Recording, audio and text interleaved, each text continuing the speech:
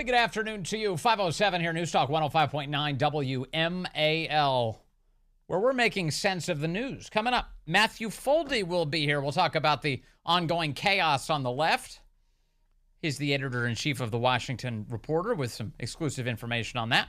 And you can join us at 888-630-9625, 888-630-WMAL. Let me start with what happened Monday morning. Yesterday, the White House places Joe Biden on speakerphone with Morning Joe on MSNBC, his favorite morning show. They are his alarm clock, help wake him up in the morning. He calls in and he says, I'm not going anywhere. I'm the nominee. I'm staying. Now, by the way, he's not actually the nominee yet. That's not done until the convention, until the vote actually takes place. But he says, I'm the nominee. I'm staying in this race. And the goal of that was to try and silence the discontent that he has on the left right now. There are a bunch of people who are trying to throw him out. And yesterday he got a bit of an assist. A number of members of Congress, Democrats, started coming out and saying they're riding with Biden. They're sticking with him. In fact, the White House was able to convince one of the most impressionable members of Congress, AOC, to come out and say, oh, yeah, I'm for Joe. I'm totally sticking with Joe Biden. She said she talked to the president and she fell for it. Has spoken to the president over the weekend. I have spoken with him extensively. He made clear then, and he has made clear since, that he is in this race. The matter is closed. He had reiterated that this morning. He has reiterated that to the public. Joe Biden is our nominee. He is not leaving this race. He is in this race, and I support him.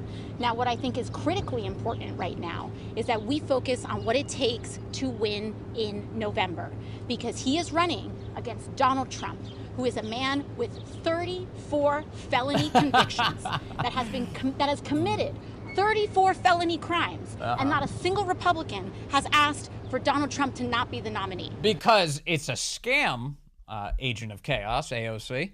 But there she is, a member of the squad. Other Democrats coming out. Veronica Escobar saying, all you have to do is talk to Biden. You're going to feel so much better. I really do believe that the more members of our caucus who speak directly to him, the more confident they will feel. So I've encouraged the White House to make sure that the president does as much outreach as possible, or not the White House, but the campaign, that the president does as much outreach as possible. They don't have to draw distinctions. They don't care. They blur the lines all the time. Pramila Jayapal also. All right, listen, I'm not here to give advice to my colleagues. They all have independent districts and things that they feel like they have to do. I do think that we should continue to have whatever conversations we need to have with our constituents, with our colleagues. We should have them in private. Yeah, private. The American people should know what we're thinking about this subject. They're not entitled to that. Maxine Waters is out there saying she's riding with Biden. I am going to work as hard as I can for him.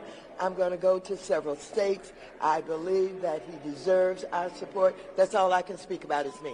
But do you think he can actually win? Biden is going to win. The team Biden-Harris is going to win. Win. When has she ever lied before? Cori Bush, who heals people with her hands. Doesn't she have a security guy who's like 4 trillion years old who can summon tornadoes with his mind? She has magic powers. And she's going to use those magic powers to help Biden get across the finish line. Congresswoman, can you describe the temperature in the room? Biden right now. Right now, the same right-wing influences that are trying to take me down are trying to take down President Biden. Yes, so the right-wing influencers in the Democrat establishment are trying to take Biden down. To take me down are trying to take down President Biden. So that's where my head is. But I'm listening to my colleagues and I'm listening to my constituents. At the end of the day, we got to beat back these right-wing influencers. Yeah, we got to beat back all these right-wing influencers like the mainstream media. Like all these Democrats who want to eject Biden. Like Adam Schiff is like, well, maybe Biden should go. Pencil neck saying that. He's a right-wing influencer now. Oh, man. All right. So that brings us to, a couple questions. One, if the Democrats, if the Biden people are successful in getting all these Democrats to stay on board with them, and it's not clear at this moment that they will be, are we going to get another Ralph Northam news cycle? Do you remember the Ralph Northam news cycle? When it was reported that Ralph Northam's college yearbook, his medical school yearbook, included a picture of him in either blackface or a KKK hood. Remember this? Back in 2019. And all these Democrats, the whole lot of them, they were all calling on Ralph Northam to resign. You've got to resign. Oh, you can't do this. Jamie Raskin, for instance. And I think that what Governor Northam is finding is that the political leadership has got to be held to the highest standards, and he can act most honorably at this point by stepping aside, letting Lieutenant Governor Justin Fairfax become governor. Now, remember, of course, Justin Fairfax was in for his own problems, like literally days later when it was reported that he was accused of various sexual misconduct allegations. And then there were calls for him to step down. And then at the time, they were saying, well, what about the Attorney General? And the Attorney General had his own blackface scandal. So it was a complete disaster in Virginia. And all these Democrats, they were calling on the leadership in Virginia, the Democrat leadership, you've got to resign. You've got to resign. Here's Ben Cardin at the time. Do you believe he needs to resign? I do. I listened to his explanation on Saturday. It's just not believable. He seems to just be tone deaf to the issues. He cannot effectively govern. He needs to leave. Yeah, and remember, that was a crazy weekend, the weekend that you hear Senator Cardin referring to there, because on Friday, Northam said, I guess it's me who's in one of these pictures. I'm either the KKK guy or the blackface guy. He wasn't quite sure which one he was. And then by Saturday, he was saying, well, no, I'm not either of those people, but I did wear blackface on a different occasion when I played Michael Jackson in a performance. You remember this? And he explained that he dressed up in blackface and he moonwalked as Michael Jackson. He did the moonwalk. And a reporter very cleverly asks, can you still do the moonwalk? Was it you danced the moonwalk? That's right. Are you still able to moonwalk? Inappropriate circumstances. My wife says inappropriate circumstances. What's lost here in the audio is the visual is Ralph Northam looks around the room to see if there's enough space for him to give the old moonwalk a try. And his wife, being his wise counsel, interjects and says, this is inappropriate. You shouldn't moonwalk here, Ralph Northam. Whatever happened to Northam in that saga? Did he resign? Did Justin Fairfax resign? Any of these guys? No, they just wrote it out. And once it became clear that they weren't going anywhere, what did the Democrats do? Oh, well, nothing to see here. And they moved on. So all of this whining and panicking and Biden's got to go. If Biden holds on for dear life, more importantly, if Jill holds on for dear life and says, no, we're not going anywhere, and stubbornly stays there behind the Resolute desk, what are they going to do? What are they going to do? We're going to get the Northam treatment again. Whatever. That's old news. Why are you still talking about that? We got to defeat Trump. They're going to say. And the media will dutifully go along with it because in the end, they really want to defeat Trump. And they're going to, if you're going to leave the mannequin in place, I guess we'll go with him to beat him. So here, at least for the moment, though, you do have a lot of chaos. And among these Democrats, the House Democrats, the Senate Democrats, all going behind closed doors today to attack each other about what to do next. They're worried about a bunch of things. First and foremost, their stranglehold on power in the United States. They're also worried about the down ballot impact here.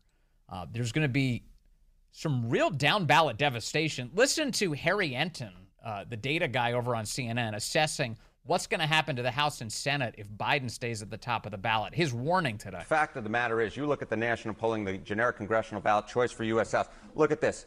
CNN poll, +2 Republican. Wall Street Journal poll, +3 Republican. Monmouth University poll, +3 Republican. Yeah, Joe Biden may be in slightly worse shape in these particular polls, but the fact is when Biden's down 4, 5, 6 points in these polls, you can only run so far ahead of Joe Biden. At this particular point, at least in the race for the House, it does seem like Republicans are ahead because Donald Trump is so far ahead. What's the Senate landscape? Yeah, what's the Senate landscape? I mean, take a look here. GOP needs just a gain of 1 for control if Trump wins. And their path is extremely clear because their best chance for a pickup opportunity is in West Virginia. That's a very likely GOP win with Joe Manchin retiring. And the best Dem pickup chance, perhaps to reverse that so the GOP doesn't gain a net gain of at least 1, is Texas. But that's still a likely GOP win. So the fact is, if Donald Trump wins this election, the race for the Senate, for all intents and purposes in my mind, is over. One of the things I have heard from Democrats running for Congress is, okay, if President Biden's not doing well, what we'll say is it makes it all that much more important to elect a Democratic House and a Democratic Senate.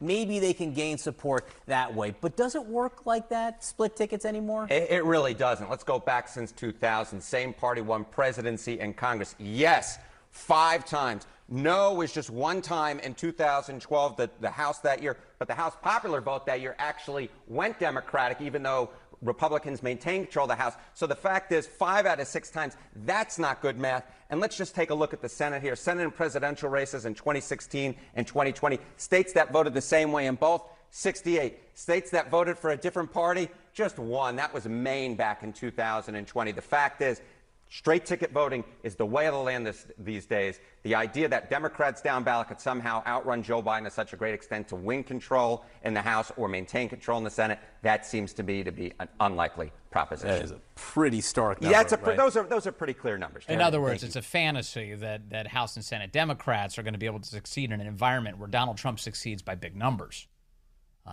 Again, this increases the appetite for meddling in the election, which the left always has. But these numbers encouraging to the extent that they can be honest and fair, encouraging for the right. So here's what's happening today. House Democrats meet this morning. They gather together, and we're getting all sorts of reports from inside of the room that it did not go well. Jake Sherman over at Punchbowl says that the House Democratic Caucus meeting about President Joe Biden's political standing emptying out this morning. One House Democrat supportive of Biden told me it, quote, felt like a funeral. There is definitely no consensus on Biden. Lots of talk about how difficult the situation is for Democrats. Representative Jahana Hayes of Connecticut said that putting Harris atop the ticket would be setting her up for failure. Representative Mark Takano, a Democrat from California, said he saw a poll recently that had Biden losing in his district.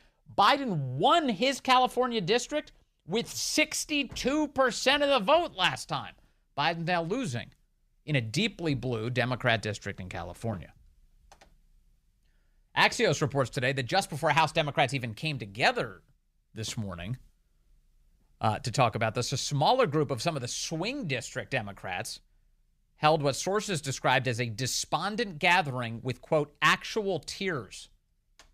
The block of battleground House Democrats is one of the last firm pockets of a rapidly disintegrating movement on Capitol Hill to get Biden off the ticket. One shell-shocked lawmaker who was present at the meeting would offer only one word to characterize it: intense.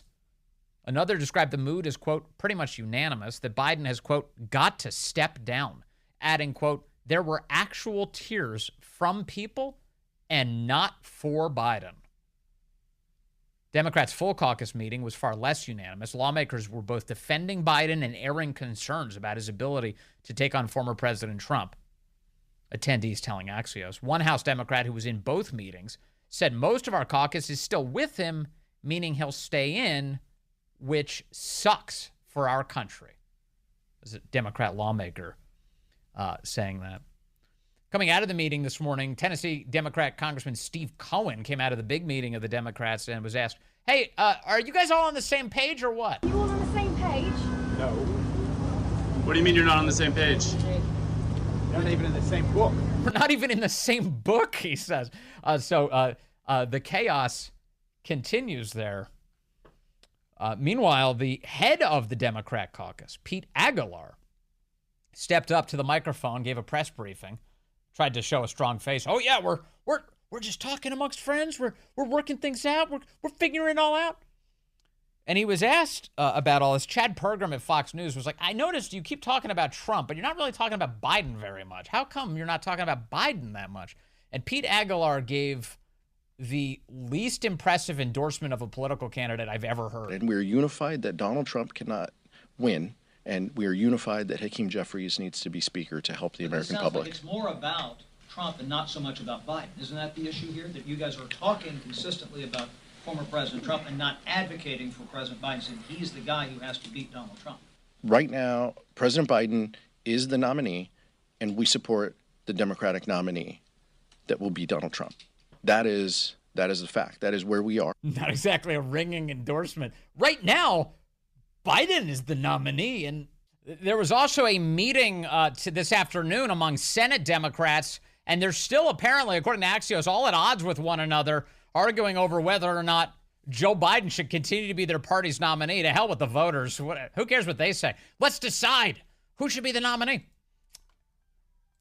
Chuck Schumer stepped up to some microphones, and he didn't really offer clear answers on this. He just kept repeating the same scripted answer over and over. No, I want to call on woman first. Thank you, Leader Schumer. Talking about abortion? Sure. What? Are you confident that... Apparently they were just talking about abortion, so therefore he has to call on a woman because she loves killing babies? What is that logic? President Biden has what it takes to win in November and serve the next 4 years? As I've said before, I'm with Joe. Senator Yes. Do you expect, based on the differences of opinion in the Democratic Party about the president, his ability to serve 2 more years, that there might be a challenge at the convention? And if there is there the ability to throw out the virtual nomination? As I've said before, I'm with Joe. Okay, that is the kind of squirrely answer that a Chuck Schumer would give if he's leaving open the very strong possibility that he ain't with Joe. I'm with Joe. I can't really get into more details beyond that. Oh, yeah, that sounds like a ringing endorsement. These people, unbelievable. More information on what's happening on Capitol Hill with a reporter on the subject coming up next. Matthew Foldi is here. He's the editor-in-chief for the Washington Reporter. The Democrats in an all-out panic, crying behind closed doors. What to do? What to do? Good afternoon. It is 5:35 now. News Talk 105.9 WMAL, where we're making sense of the news. You can join us today, 888-630-9625, 888-630-WMAL. Democrats now at war with one another over whether or not Joe Biden should stay in this race. Some of them taking the grin and bear it approach. Others saying he needs to go. We see now reporting from CNN just out that a number of Democrat senators warned their colleagues today that Joe Biden cannot win this race. Senators Tester, Bennett, Brown, all telling the other Democrats, Joe can't do this. Very, very live story. For more on this, I want to bring in the editor-in-chief of the Washington Reporter now, Matthew Foldi, is here. Matthew, good to have you with us, sir.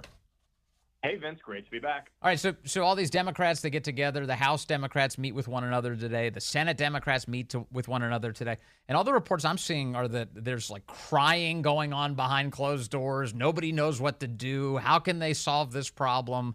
What do you make of it all? Well, first off, remember, what they're discussing is nothing new.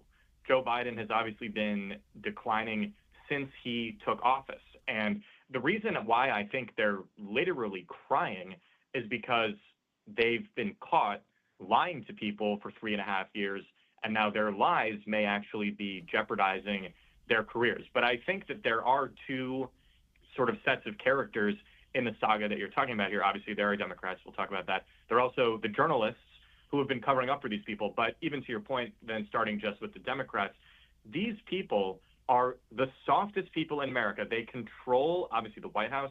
They control the Senate. But they are withering. They are crying when asked basic questions that anyone with even half functioning vision can see, which is that Joe Biden obviously is declining. But I do think you are right. You know, there's some wonder and speculation among Democrats on whether or not they should ride with Biden. Yeah. But I think the reality is they know they're stuck with him. That may also be why they're crying. I don't think they're going to get rid of him. You've seen in the past 72 hours, the Biden operation has really said to these people, get in line. And even Democrats who have been privately expressing openness to someone else who, let's be real, it would only be Kamala Harris. There's no alternative who could credibly take over. But they've now basically all said, no, what one Democrat actually said, we're riding with the old guy over the crazy guy. And I think that's the coping mechanism that Democrats now are sort of embracing as they head into the final months of this election. Yeah, it is interesting. So you're right. There is some closing of the ranks going on right now. Not entirely, though. There's a couple of members of the Democrat caucus who are beginning to come out. Even on this very day, we're seeing, is it Mickey or Mikey Sherrill? It's Mickey. Yeah, it's the second one. Mikey Sherrill from New Jersey, Congresswoman coming out and calling for Joe Biden to step down and step away here from the party. There are Democrats who are very scared, and publicly so, who are saying this today. And let's look at Mikey Sherrill in particular. She has tried to, for a while, position herself as one of the trend-setting Democrats. Remember, it was a big deal when she, as this national security Democrat, led the way in dragging other Democrats into impeaching Donald Trump. But I think that if I'm right, that Democrats are going to ride with Biden no matter what, then it's actually a fairly cost-free thing to say he should step aside. Because remember, she is likely running for governor of New Jersey in 2025. Let's say that Joe Biden wins. He's not going to remember that any of this happened, so he's not going to be able to be angry at her. And let's say he loses. She can say to Democrats in New Jersey, listen, you guys should have listened to me. I'm one of the people who can speak truth to our party, even though it's 3.5 years too late. Yeah. That's why you should elect me Democrat. I think of this sort of as like when Tim Ryan back in the day would vote against Nancy Pelosi for speaker. Yep. She knew it didn't matter, and so she was okay with that. I think that's, unless you see the dam start breaking, which it really isn't any longer, as long as the number of Democrats who are saying this is in the, low single digits, very low double digits, I don't think it will matter. And the other thing, Vince, obviously, is it also matters which Democrats are saying this, right? If it's just one Jill Biden, okay, that's different than, 200 House Democrats saying this. Right. And so far, it is not Jill Biden saying to Joe, hey, it's time to get out of here. No, she's saying the complete opposite. You're staying right Exactly. here is the message that she's delivering. I was talking earlier this hour, Matthew Foldi, about a previous time that this reminds me of, which is the Ralph Northam blackface KKK hood saga, where it becomes clear that he's the guy in the pictures. He tries to defend his wearing blackface. He's like, well, I wasn't necessarily in that picture, but I did dress up as Michael Jackson and do the moonwalk. And people are asking, can you still do the moonwalk? And his wife stopped him from doing it. Don't do it. It's inappropriate.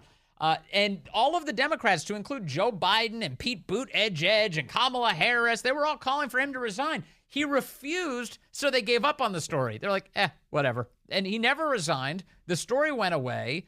Joe Biden ends up standing on stage with Ralph Northam, campaigning with him later on, as if it never even happened. It strikes me that this is the way these things work. Ask Bob Menendez. Ask Ralph Northam. Yeah. This happens over and over. And I think that this leads us, obviously, then to the other character in today's drama that you're talking about, which is journalists. And these people are party line Democrats. There's not a single Capitol Hill reporter who isn't going to vote for Joe Biden in November. And the reason I think we're even doing this segment in particular is because it's so jaw-dropping that these purported journalists, again, all of whom are card-carrying left-wing activists, are asking Democrats any question whatsoever. But my belief on this is they're not truth seekers. I mean, some of the reporting I've done, I think we talked about on your show a couple years ago, was how Democrats, when they controlled the House and the Senate, closed the chambers of the government to everyone and then shut their offices down for 2 years. It was only when Republicans took control of the House that the government actually opened back up. And you had a Capitol Hill press corps working sometimes in person, and never once did they acknowledge that every Democrat in America, from Chuck Schumer all the way down, had locked their offices and had stopped working both in D.C. and in their constituent district offices around the country. So the Capitol Hill press corps, they will do anything for Democrats. Now, I think that they've been caught. And all it took was the American people and everyone around the world, by the way. We did not look great as a country watching the president disintegrate during just a simple 90-minute debate. Yeah. But the journalists, much like the Democrats, understand that they have been found out. The way in which they have covered up for Democrats has been, revealed for all to see. So I think they're angry at this. It's not that they want truth. It's that they're angry that their house of cards has come crumbling down. And I think, if I can, I think your assessment might be too generous. Oh, please lay it on me. I think you're meaning like that they feel like the evidence is so insurmountable now they have to admit what's going on. I think it's more tactical than that. They know what the numbers are for Biden. And as you point out, they're card-carrying Democrats. So right now, the spasm of coverage we're seeing is an effort to unseat Biden to put a more electable nominee in place so that they can retain power. So that to the extent that we're seeing this happen, I mean, George Stephanopoulos does it on Friday of last week, where he asked the same question 50 times of Joe, which is, aren't you too senile to be president? Aren't you too senile to be president? And the reason for this is because he's a lifelong Democrat operative. He literally came from the Clinton White House. And so the goal is to ensure long-lasting power for Democrats, and Biden is in the way of that right now. So I will say I agree with you. I don't think that's mutually exclusive. And I'll go maybe even a step further on this, and let's just call it Jim Acosta syndrome. Journalists, a lot of these people, I say this as a journalist who tries to not do this, love making themselves the story. And I think that if they think that they can change the course of history by having, just one more elected Democrat nudge Joe Biden to the side so that they can go on Jen Psaki's show, and the left really has this very effective ecosystem that they've created to prop up their people. So if they can make that happen and become the main character along with the president of the United States, then that's another reason why I think they're doing this. None of this, I just want to be clear, and I think what you said fully works with this. It's not about truth. It's not about truth-seeking from Democrats, or from the journalists, sorry, same thing. It is about protecting the left. I agree with you. They understand that Joe Biden looks toast right now, and maybe Kamala Harris is better in that end. But this is what I think is interesting, and why I believe it's not about truth. Because, again, these journalists, they're all left-wing activists. They all ran their college communist newspapers. But if it were about truth and not the narrative, you see today, if you are a left-wing journalist and you ask a Democrat a simple question, will Joe Biden be alive in 2029 if he is reelected in November? I think actuarially speaking, he won't be. You will make massive news. And yet they're never going to ask that because, again, these people do not value truth. They value protecting the left. They value protecting the narrative, et cetera, which is kind of the point you were making. Let me test your predictive powers here, because you've seen these news cycles come and go. So if Biden is able to rally enough of the troops to his defense, if it's not just AOC, if a bunch of members all start coming out, they start coming out of the woodwork going, "This enough of this. We've got to stop Trump. That's the only thing. Joe's our nominee. No other questions."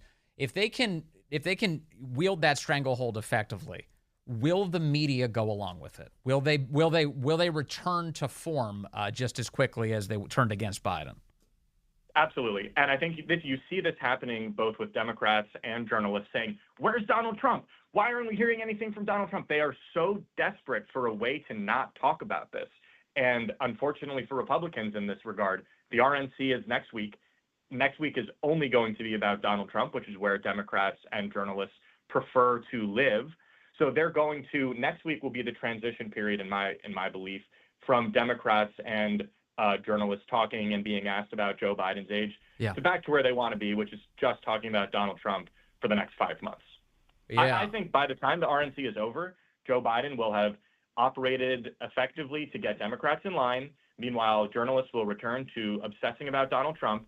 And then the week after next, we're going to have forgotten that we had this conversation, and every little journalist in the White House press briefing room is going to be telling Karine Jean-Pierre that she looks amazing, and, we're so sorry that we had that 30-minute episode with you. It'll never happen again. Mm-hmm. You saw this, by the way, obviously with Jen Psaki and Afghanistan. There was one day where the journalists in the press briefing room pretended to do their job, and then she yelled at them, and then they've never asked her about it again. In fact, Jen Psaki is testifying in the House Foreign Affairs Committee because of the lies that she told about Afghanistan on the backs of Gold Star families in her recent memoir that I hope no one reads. Yeah, no, we've talked to some of the Gold Star families who were affected by that, and they're as horrified as ever by the treatment that they've received from that White House and from Jen Psaki, all of them.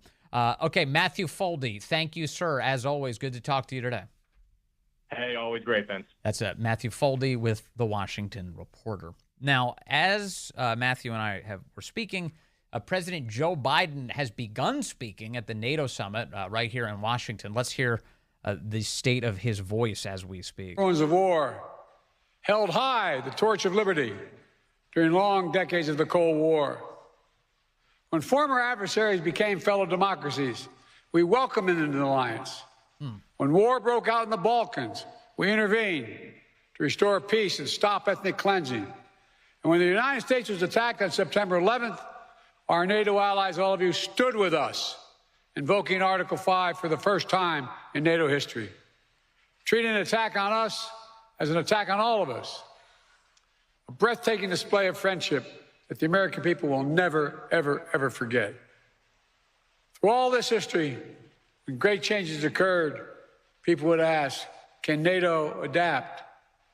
And every time we proved we could adapt, and we did, evolving our strategies to stay ahead of threats, reaching out to new partners to increase our effectiveness. And here with us today are countries from the Indo-Pacific region. They're here because they have a stake in our success. All right. And we have a stake in theirs. All right. So a little bit of slurring from Joe Biden. He sounds a little bit more amped up, though. This is the version of him where all of us begin suspecting the drugs that they've used on him, ahead of these events are designed to make him lively. Of course, you did kind of expect that they drug him up enough to be lively at the debate. We got the complete opposite, though. That was a really bad moment in terms of his presentation. And now, of course, Democrats in an all-out panic about what to do. We'll see. Okay. Joe Biden just moments ago in his NATO speech was taking credit for NATO countries increasing their defense spending, which is, once again, that's a Trump thing. Trump got the NATO countries to increase their defense spending. Now, Biden wants credit for that, obviously. His only successes are what Trump gave him. Amazing. Okay, speaking of Trump, there's a lot of attention being paid to Florida, Doral, Florida. President Trump is holding a rally tonight at 7, and will he announce a running mate? That's the question, one of the questions. In the front row, Marco Rubio and guests are right there next to the Trump family. Does that tell us anything? Not crystal clear on that. President Trump was asked last night by Sean Hannity whether or not Rubio, J.D. Vance, Tim Scott, or Doug Burgum are under consideration. And here's how he answered. You know, we started off with a lot of people. We have a lot of good people. As they call it, we have a great bench in the Republican Party. The names that you mentioned, absolutely, they're under consideration.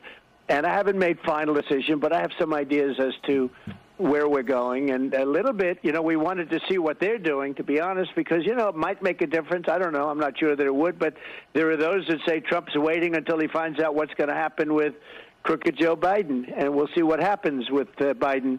But, I think probably within the next week and a half, probably sometime. I'd love to do it during the convention. My people say that's a little complicated. In the old days, they would announce the vice president during the convention. Today, with modern-day technology, you can't do things that you could have done 50 years ago very easily. But probably a little before the convention, but not much. It could even be during the convention that we'd do it. I'd love to do it during the convention. I think it would be a very interesting build-up and important for the convention. It would make it even more exciting. It's going to be amazing in Milwaukee.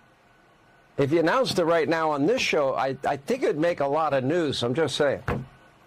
Well, if I did it, I'd love to do it with you. But we'll be announcing soon, and I think everybody's going to be very, very happy. The choice will be very, very good. It's going to be a great vice president, meaning a person that can do a fantastic job as president, because you always have to think of that first. And then second, somebody that helps you get elected. All right, so we'll see. We could have more news developing tonight. Remember, Marco Rubio, also from Florida, some electoral college complications with both men from Florida, but I'm sure they'll sort it out. I'm sure the campaign's all over that issue. The great one, Mark Levin. He knows constitutional law. He's up next here on WMAL.